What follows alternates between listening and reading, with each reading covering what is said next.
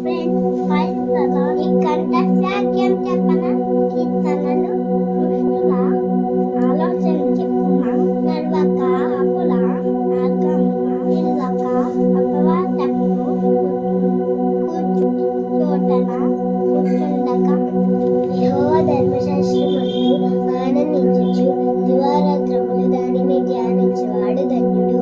అతడు నీటి కాలువ యొద్ద నాటబడినదై ఆకు వాడక తన కాలమందు ఫలమిచ్చు చెట్టు వలె నుండును. అతడు చేయదంతయు సఫలమగును.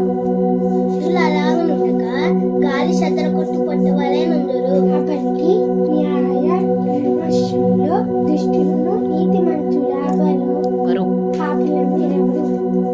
నీతిమంతుల మార్గం యెహోవాకు తెలియను, దుష్టుల మార్గం నాశనమందు నడుచును.